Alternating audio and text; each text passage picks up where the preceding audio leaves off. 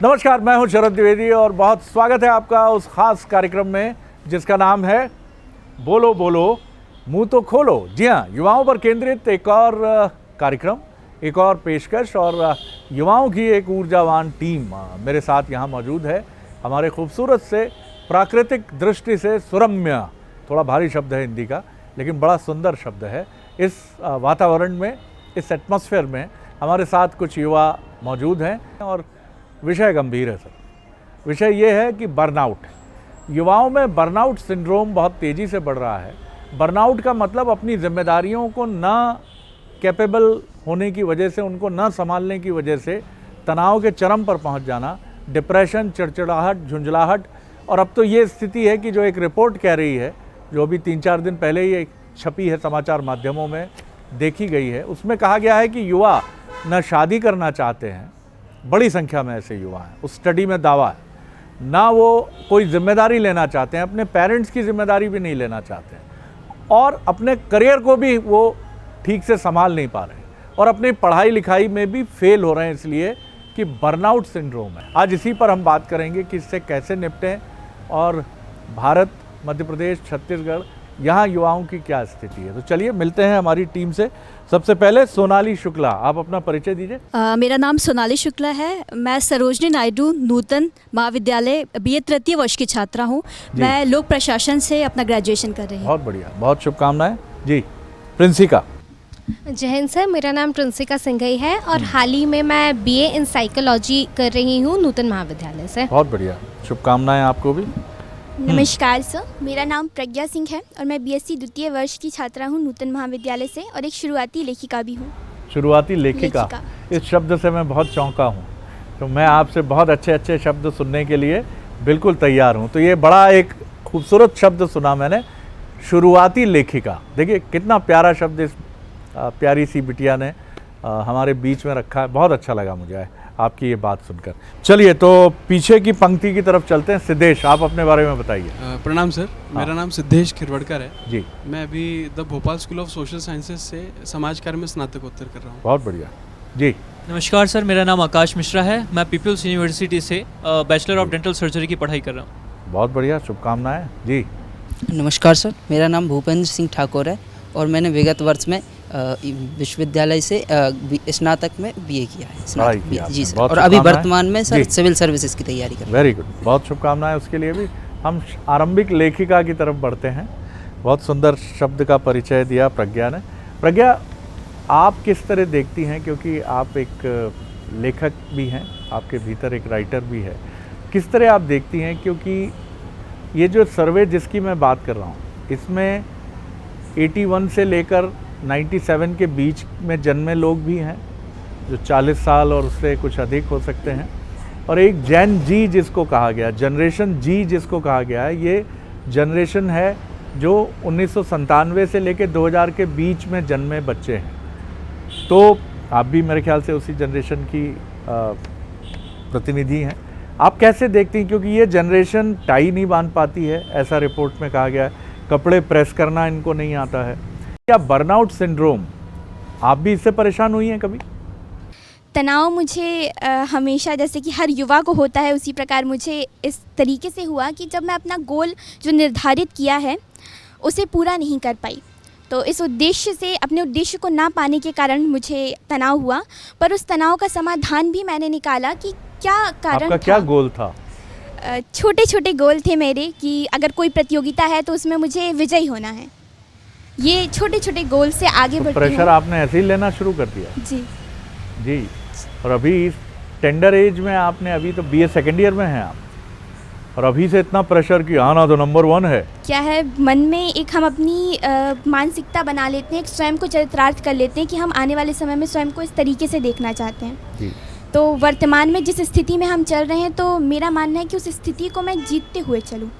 तो एक छोटा सा पीयर प्रेशर बनता है मन में कि गोल नहीं मिल पाया, पर उसका निवारण भी मेरे मन में ही बनता है फिर। और अगर नहीं हुआ तो इसका मैकेनिज्म क्या होगा? ईश्वर ना करे, मेरी बहुत शुभकामनाएं हैं आप सफल हों, लेकिन इसकी कोई गारंटी नहीं है कि हम जैसा सोचते हैं वैसा होगा।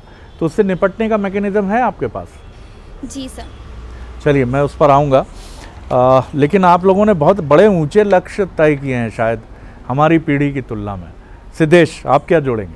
यही जोड़ना चाहूँगा कि आज की वस्तुस्थिति में ऐसे प्रज्ञा ने जो कहा उससे कितने, आप भी क्या ऐसे ही सोचते हैं हर जगह आगे रहूं, जिस प्रतियोगिता में जाऊं वहां जीतूं, सफल रहूं?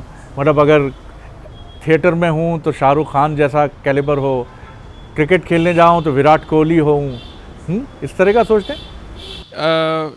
ठीक इस तरह का नहीं, पर मेरा ये प्रयास रहता है कि मैं जिस चीज़ में कदम रख रहा हूँ वो अपनी हद से जितना हो सकता है वो 100% प्रयास हो, बाकी नतीजे अपनी जगह हैं। और जो बर्नआउट का विषय है उस पर ऐसा लगता है कि आज की वस्तुस्थिति में ज़रूरतें, उम्मीदें कुछ ज़्यादा हो गई हैं।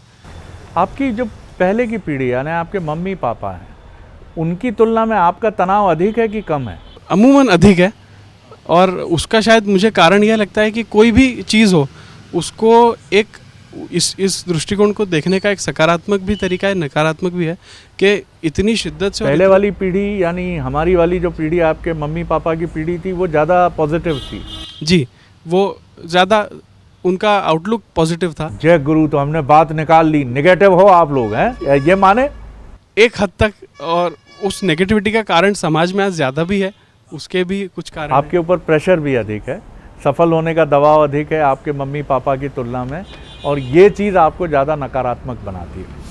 आप डेंटिस्ट होने की तैयारी में हैं, पढ़ाई कर रहे हैं, किस तरह का प्रेशर है? क्योंकि मेडिकल की पढ़ाई तो अपने आप में बहुत ज़बरदस्त पढ़ाई है, और इसके बीच में ये कि ऐसा क्लिनिक हो कि पेशेंट्स की लाइन लगी रहे, इतना पैसा खर्च किया है मम्मी पापा ने, ये पूरा हो, क्या प्रेशर नहीं आता? हालांकि बड़ी शर्मीली मुस्कुराहट है आपकी। जी सर, प्रेशर तो मेडिकल फील्ड में पहले से ही है। एक तो पढ़ाई का लोड रहता ही है, जहाँ पे आपको लगातार अपने असाइनमेंट्स और वो कॉलेज में बने रहना होता है। साथ ही साथ उम्मीदें आजकल, मैं इसको जो बर्नआउट सिंड्रोम आप बोल रहे हैं उससे काफ़ी अच्छे से कनेक्ट कर पा रहा हूँ, क्योंकि ये कंपैरेटिव चीज़ है सर। ये कोई सीधी चीज़ नहीं बोल दी किसी ने कि ये हो रहा है सिर्फ एक घर में, कंपैरेटिव चीज़ है। अगर हम अपने से ऊपर देखते हैं तो हमारी उम्मीदें हैं ये बढ़ जाती हैं कि हमारा बच्चा भी वैसा ही होना चाहिए। और लेकिन मेरे ख्याल से हमें एक बार को नीचे भी देखना चाहिए कि जहाँ हमारा बच्चा है उसने कुछ ग्रोथ की है, उससे उसको एक इमोशनल सपोर्ट और एक घर से भी ये रहेगा कि बड़ी उम्मीद की बात की, कम से कम शादी तो करेंगे आप, नहीं तो ये रिपोर्ट तो इतना डरा रही है कि शादी करने से भी डर रहे हैं बर्नआउट सिंड्रोम की वजह से। सिर्फ शादियों के साथ साथ आजकल बहुत सारी वो लायबिलिटीज़ आती हैं उसके साथ कि उनको भी पूरा करना है आपको, तो वो पूरा करना है। कहीं आपके मन में घबराहट होती है कि नहीं सर? नहीं होती घबराहट? नहीं। बिल्कुल पक्की बात। ये सर, मैं जब घबराहट जैसा होता है तो मैं अपने गांव हो आता हूँ एक बार, तो सारी घबराहटों का ये समाधान। गांव से रिश्ता है तो काहे का टेंशन है ना, फिर तो अटेंशन रहे दुनिया। जी चलिए, मैं आता हूँ सोनाली शुक्ला की तरफ। सोनाली, मुझे बताइए कि आप बर्नआउट सिंड्रोम को कैसे देखती हैं, और क्या आपने अपने दोस्तों को आसपास ये फील करते हुए देखा है कि आप सब मुस्कुरा रहे हैं, आप बड़े स्मार्ट भी हैं हमारी पीढ़ी की तुलना में, आपको मालूम है रहने का सलीका कैसे है, हेयर स्टाइलिस्ट के पास जाना है, ब्यूटिशियन के पास भी जाना है, पढ़ाई में भी नंबर 1 रहना है, लेकिन उसके बाद भी क्या आप सब अपना तनाव छिपा के एक नकली मुस्कुराहट लेके चल रहे हैं? सर, मुझे ऐसा लगता है कि आज का जो युवा है, इंक्लूडिंग भी, हमें आलोचना सहने की आदत नहीं है, क्योंकि मतलब हमारे पेरेंट्स जो हैं वो हमेशा जब भी आगे बढ़े हैं तो उन्हें बहुत कुछ सह करके आगे बढ़े क्या हैं। बात, बहुत अच्छी बट बात है। हमारे अंदर ये कमी है कि आलोचना नहीं सह पाते हैं। तो मुझे ऐसा लगता है कि युवा को ये सोचना इसके चाहिए। लिए जिम्मेदार कौन है? पेरेंट्स आपके, जिन्होंने आपको बहुत प्रोटेक्टिव मैनर में पाला है, या आप लोगों का टॉलरेंस बहुत कम है? सर, मुझे लगता है आज का युवा जो है बहुत एम्बिशियस है, सबको आगे बढ़ना है, महत्वाकांक्षा बहुत है, सबको आगे बढ़ना है किसी ना किसी फील्ड में, जिस फील्ड में वो है तो उसको आगे ही बढ़ना है। तो मुझे लगता है कि मेंटालिटी का भी केस हो सकता है कि जिस प्रकार से हमारी परवरिश होती है, जैसे मेरे माता पिता ने जिस प्रकार से मेरी परवरिश की है, तो उन्होंने मुझे हमेशा ये बताया है कि आपको आगे बढ़ना है बट कभी डीमोटिवेट नहीं होना है, एक प्रेशर के साथ नहीं। हालांकि प्रेशर आता है कभी सोशल मीडिया से, कभी फ्रेंड से, कभी कॉलेज लाइफ से, बट स्टिल जो पेरेंट्स से हमें मिलता है, मुझे पॉजिटिव एनर्जी ही मिली है एज अ यूथ, क्योंकि मैं एम्बिशियस हूँ और मुझे आगे बढ़ने का मतलब पूरा जो सपोर्ट है वो पेरेंट्स से ही मिला है। आपने अपने आसपास, मैं नाम नहीं पूछ रहा हूँ आपसे, आपकी जो फ्रेंड्स हैं, आपकी जो सहेलियाँ हैं, है ना, लड़कियों की बात कर रहा हूँ मैं, क्या आपने पाया कि वो अपना टिफ़िन खुद नहीं बना पाती हैं, या वो अपने कपड़े ठीक से तह नहीं कर पाती हैं, या तो वो इसको ग्लोरीफाई करती हैं या इन सब्जेक्ट्स पर बात नहीं करना चाहती हैं? ऐसा कोई उदाहरण मिला आपको? सर मुझे उदाहरण ऐसा तो नहीं मिला, बट मेरे जितने भी आसपास की मेरे मित्र हैं मैक्सिमम हॉस्टल में रहती हैं, जो कि बाहर जगह से आई हैं, तो उनको अपना कुछ रूम लेकर के रहती है, तो उन्हें खुद ही अपना खाना पीना बना करके आना पड़ता है। वो सब बिल्कुल एक परफेक्ट हैं इसमें। ये सब मैं उसे पॉजिटिव दृष्टिकोण से ही देखना चाहूँगी, तो मुझे ऐसा ही आप लगता बना है। लेती हैं खाना अच्छे से? जी जी और सर। बाकी सब व्यवस्था जो माना जाता है कि सर मैं फैमिली के साथ रहती हूँ, इसलिए मुझे ऐसा प्रेशर नहीं आया कि आप खाना बनाओ, बट स्टिल मैं बना लेती हूँ सब बना कुछ। तो लेती है ना? जी सर। प्रिंसिका, मैं आपकी तरफ आता हूँ, आप मुझे समझाइए, आप भी पहले बताइए, खाना वगैरह बना लेती हैं अच्छे जी से? सर। और भी सारी व्यवस्था, घर को ठीक से रखना, ऑर्डर में रखना, कपड़े व्यवस्थित रखना, प्रेस करना, क्योंकि रिपोर्ट तो मुझे डराए जा रही है। सर आमतौर पे मैं ये सारी चीज़ें कर लेती हूँ, लेकिन जब ज़रूरत होती है, अगर ज़रूरत नहीं है तो मैं करने में इच्छुक तो नहीं होंगी। नहीं होती आप इच्छुक, मतलब मजबूरी में ही आप चुनती हैं ये काम? जी। हाँ, तो ये भी अपने आप में एक प्रेशर है। जी सर, ये प्रेशर है, लेकिन ये हम पे डिपेंड करता है कि हम उस प्रेशर को अपने ऊपर किस हद तक लें। तो आपने किस हद तक लिया है? हर तरह का प्रेशर जो भी है, करियर का है, आगे बढ़ने का है, शादी का है आगे जाकर। सर ये साइकोलॉजिकल डिफेक्ट्स हैं। अगर वो एंजाइटी शो कर रहे हैं मोबाइल फेंक के, तो उसमें नुकसान किसी और का नहीं, उनका है। इट्स बेटर कि हम अपने अंदर की जो नेगेटिविटी है उसको दूर करके चीज़ों के पॉजिटिव इम्पैक्ट को ये देखना तो हम शुरू उपदेश करें। दे रहे हैं, ये तो बहुत अच्छे से हम भी दे सकते हैं। सच्ची बात बताइए मुझे, आपको गुस्सा नहीं आता? सर गुस्सा तो बहुत तेज क्या आता करती है। हैं गुस्से में? सर एक मन तो मतलब आज कभी के अपना नुकसान नहीं किया किसी सामान का गुस्से में? जी सर, मैंने खुद मोबाइल फेंका है, मैं इसमें झूठ नहीं क्या बात बोलूंगी। है, वाह। मैंने खुद मोबाइल फेंका है, लेकिन जब थोड़ी से बड़े हुए, थोड़ी समझ आई, तो फिर बाद में ये पता चला कि नुकसान करके नुकसान हमारा ही है। तो किस उम्र में मोबाइल फेंक दिया था जब आपने? मैं 18 वर्ष की थी तब मैंने गुस्से में अपना मोबाइल फेंका था। और अभी आप 20-22 साल की हो गई हैं, तो बड़ी हो गई हैं अब आप। नहीं सर, बड़ी नहीं, कंपैरेटिव टू 18 तो 20 वर्ष इसका तो- प्रेशर नहीं है कि 2 ही साल में आपको लग रहा है कि 15 साल 10 साल उम्र बढ़ गई मेरी? नहीं सर, कुछ सात्विक मूवमेंट भी। जब बहुत ज़्यादा एंजाइटी होती है तो उस एंजाइटी को दूर करने के भी बहुत प्रयास होते हैं। हम अपने अंदर की नेगेटिविटी आपने किए ये प्रयास? मैं ज़रूर सुनना चाहूँगा। भूपेंद्र गांव से जुड़े हुए हैं, जैसा हमारे साथी आकाश ने बताया। भूपेंद्र, आप कैसे देखते हैं तनाव को? हालांकि हमारे ग्राम्य जीवन में अभी इसका प्रतिशत कम है, आप किस तरह देखते हैं बर्नआउट को? सर बदलाव तो सोच रहे हैं लोग, परिवर्तन का सोच रहे हैं कि हम भी शहर बने, जो यहाँ की वेशभूषा है, जो यहाँ का वातावरण है, वो भी लाएं। परंतु सर, जैसे कि महात्मा गांधी ने कहा है कि भारत गांव का देश है और भारत की आत्मा गांव में ही बसती है। तो यदि गांव गांव ही रहे तो वो बहुत बेहतर है। और जहाँ तक सर तनाव की आपको बात, देख के तो नहीं लग रहा, आप तो सलमान खान टाइप बढ़िया शर्ट पहने हुए हैं सर वो तो उस हिसाब से तो आपको गांव की वेश, आपके बाल भी बहुत अच्छे तरीके से, बिल्कुल ऐसा लगता है कि आप जावेद हबीब साहब के किसी सैलून से लौटे हुए हैं अभी। नहीं सर, ऐसा है कि जब स्वामी विवेकानंद जी अमेरिका गए थे तो कोट तो उनको भी पहनना पड़ा था सर्दी से बचने वाह के लिए। गुरु, गजब उदाहरण पेश कर रहा है, विवेकानंद से तुलना सीधे। नहीं सर, बता रहा हूँ मैं कि अगर आप जिस जगह हैं उस वेशभूषा में आपको उस समय के साथ परिवर्तन तो 2023 की करना वेशभूषा में है आप। पड़ेगा। हाँ सर, और वो फिर प्रोफेशन भी ऐसा है कि वहाँ आपको जिस तरीके से आप जिस कौन से प्रोफेशन में आप? सर जैसे कि अभी मैं सिविल सर्विसेज की तैयारी कर रहा हूँ, तो मेरे शिक्षक यही बताते हैं कि आपकी पर्सनालिटी में वो चीज़ें दिखना चाहिए, तो वैसे रहना चाहिए। और सर जहाँ फैशन तक में है अभी से आप? हाँ सर, वाह जहाँ जी। सर तनाव को तो सर मैं ये समझता हूँ कि आज का युवा सर अपने जीवन को 3 घंटे की फिल्म में समझता है। उसको ये सर बात बहुत महत्वपूर्ण बात है ये। सर जी। उसको सर सफलता 2 मिनट का वो लगता है कि बस 2 मिनट में मुझे सफलता मिल जाती है। परंतु सर ये जीवन सर 3 घंटे का नहीं है, ये जीवन 70-80 वर्ष का है सर। और सफलता क्या जो बात है वो बहुत लंबा है, जितना सही आप, कहा। क्योंकि सर धैर्य सब कुछ है सर, और धैर्य बहुत कम लोग रख पाते हैं सर। तो गुरु, बहुत नटशेल में समझो, नेटफ्लिक्स की सीरीज नहीं है जिंदगी कि आपने देखा 1 to 8 तक चले गए और वैसे ही आप बिल्कुल सोचने लगे कि ऐसा ही जीवन है। मैं अब दूसरे चरण में मैं आता हूँ, प्रज्ञा आपकी तरफ। बर्नआउट जैसा बढ़ रहा है ये कम नहीं होगा। अब जिस तरह से हम चैट जीपीटी जैसे आर्टिफिशियल इंटेलिजेंस के मैकेनिज़्म सुन रहे हैं जो नौकरियां कम करेंगे, अब मतलब मशीन से हमारी टक्कर ऐसी है कि अब उस मशीन के पास ब्रेन भी होगा।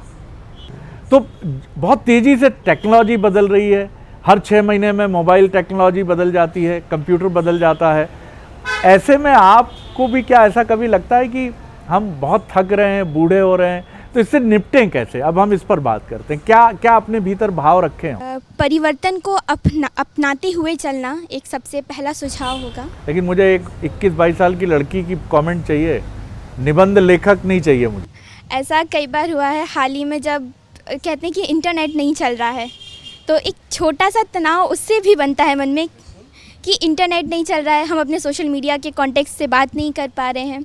तो ऐसा कभी कभी मेरे साथ भी हुआ है, क्योंकि कुछ मेरे जीवन में तो कुछ महत्वपूर्ण जानकारियाँ नहीं पहुंच पाई मुझ तक। तो मेरे साथ ऐसा हुआ कि इंटरनेट या सोशल मीडिया का ऐसा एक रूप देखा मैंने कि जिसके चलते मेरे पर्सनल लाइफ में मुझे कुछ दिक्कतों का सामना करना पड़ा। तो एक ये मेरे जीवन में बर्नआउट की एक समस्या बनी। और साथ ही सोशल मीडिया में अगर पर्सनली जीवन से बात करूं तो कई बार हम ऐसे रिश्तों को भी जोड़े चले जाते हैं। कई बार हम रील्स हैं और हम मॉडिफिकेशन चाहते हैं अपने साथ, तो उन मॉडिफिकेशंस के चलते भी मैंने ऐसा कई बार देखा है कि हाँ, मेरे जीवन में थोड़ा बहुत बर्नआउट आया है। मैं थोड़ा इसलिए लगा रही हूँ क्योंकि मेरे लिए थोड़ा ही है, थोड़ा ही burnout। रहे और उसका भी जी। ट्रीटमेंट आप अच्छे से करें। कैसे करें? मेरे अनुसार सबसे पहली चीज़ कि हम चीज़ों को अपनाना सीखें। जो परिवर्तन आया है उसे अपनाते हुए असफलता को भी असफलता हम को भी बहुत प्रेम से समझें बिल्कुल और उससे विचलित ना हो। विचलित है ना ना? हो। हाँ। और दूसरी चीज़ ये रहेगी मेरी ओर से कि मुझे जब भी एनेक्सिटी हुई है, जैसा कि मेरे साथी ने बताया, तो मुझे जब भी ऐसा लगा तो मैं एक पेपर निकालती हूँ और उस पर लिखती हूँ कि कारण क्या है मेरे तनाव का और उस कारण का समाधान क्या है। बहुत अच्छी बात। तो बिल्कुल ये एक अच्छा समाधान मेरे ये सामने। साइकोलॉजिस्ट कहते हैं कि जब भी आपकी समस्या हो तो उसका सबसे खराब क्या हो सकता है, आप एक कागज़ निकालिए और उस पर लिखिए कि सबसे खराब, यानी जो खराब होने वाला है उससे भी 5 गुना अधिक लिख लीजिए आप कि ये होगा फाइनली। फिर आपका डर कम होने लगता है, क्योंकि आप देखते हैं अरे ये तो बहुत ज़्यादा नहीं है, मैं लड़ सकता हूँ इससे। सिद्धेश सर, मुझे एक कारण ये भी लगता है जो बढ़ते हुए समाधान के साथ बताइएगा जी। बढ़ते हुए तनाव का एक कारण ये भी लगता है कि आज के समय में हमारे आसपास, मतलब जब मैं अपनी बात करूं, अपनी आयु के लोगों की बात करूं, तो हमारे आसपास के लोग, आसपास का वातावरण, एक पूरा सामाजिक परिप्रेक्ष्य ऐसा है कि उसमें खुद का चुनाव बड़ा सीमित रह गया है। हम आसपास की चकाचौंध से, समाज में जो चल रहा है उससे ही जुड़े हुए अपने लक्ष्य बना लेते हैं, बजाय ये इन्होंने बहुत सुंदर बात कही। बिल्कुल ठीक है कि 3 घंटे की फिल्म मान लिया या नेटफ्लिक्स की सीरीज समझ लिया हमने। ऐसा नहीं है, ज़िंदगी शुरू होती है स्क्रैच से, खाली कुछ नहीं होता हमारे पास। जब हम जन्म लेते हैं तो कुछ नहीं होते, और फिर उसमें एक पेंटिंग की तरह रंग भरने के लिए ब्रश ईश्वर ने हमारे हाथ में ही दिया, लेकिन हम सोचते हैं सब कुछ हो जाए। जी, बचें कैसे? तो महत्वाकांक्षी हम सभी होते हैं, मगर चूंकि आपकी पीढ़ी ज़्यादा है, ज़्यादा है, मगर चूंकि अमूमन ऐसा होता है कि लक्ष्य जो होते हैं वो या उधार के होते हैं या थोपे हुए रहते हैं। तो उसमें उस हद से आप अपने पेरेंट्स की जिम्मेदारी उठाने के लिए तैयार हैं जब वो 60 साल पूरे कर लेंगे? जी। नहीं, सही बताइए अच्छे से। और अगर 2 भाई बहन भी होते जिनकी शादियां करनी होती तो मैं अगर सच्चाई से कहूँ तो नहीं, उस तरीके से नहीं जितना मेरे पिता की पीढ़ी है या जो आपकी पीढ़ी है वो लेती थी। घबराहट होती है ये सोच के कि 2 भाई बहन हैं जिनकी शादी करनी है। ये विचार अपने निजी लक्ष्य से विचलित कर सकता है और कुछ हद तक तनाव भी दे सकता है। बहुत, मैं आपकी ईमानदारी की कद्र करता हूँ। जी आकाश जी। सर, मैं इसका prevention is better than cure एक फ्रेज़ है, तो मैं कहना चाहूँगा कि जो हमारी फादर मदर हैं, जो उनकी पीढ़ी है, उनको भी अपडेटेड रहना चाहिए जी। जो युवा है उनकी बातें भी सुननी चाहिए उनको इक्वली टाइम देके, क्योंकि हमें जब तक वो अच्छे से नहीं जानेंगे सोशल मीडिया के टर्म्स में भी, तो तब तक वो सिर्फ वही बातें कहेंगे हमसे जो उनके पीढ़ी तक सीमित थी।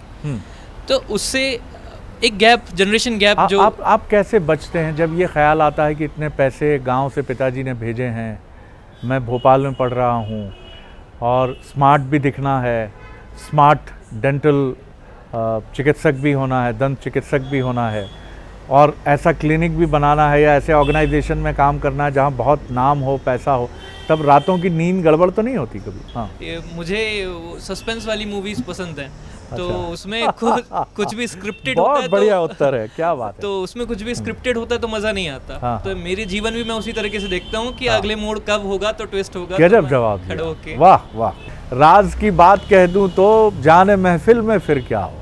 तो क्यों ऐसी बात कह दें कि जिससे महफिल में हंगामा हो जाए कि मैं नहीं कर पाया तो, नहीं बढ़ पाया तो, नहीं कर पाऊंगा तो। छोड़ो ना सर, इसको सस्पेंस रहने दीजिए।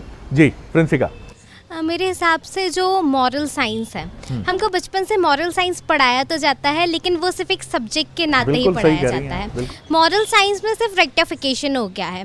लेकिन अगर आज के युवा मॉरल साइंस जैसा जो सब्जेक्ट है उसको गहराई से पढ़ें और जो उस किताब के अंदर लिखा हुआ है उस पे ध्यान दें तो शायद ये परेशानी का हल हो सकता तो है। आप मानती हैं कि अगर हम मोरालिटी की तरफ ज़्यादा बढ़ें, जैसा हमारी जनरेशन, आपके माता पिता की जनरेशन और उनसे भी अधिक, यानी हमारी जनरेशन से भी अधिक ग्रैंड पेरेंट्स जो आपके थे उनकी जनरेशन थी, तो हम इस बर्नआउट से निपट सकते हैं। बच सकते हैं।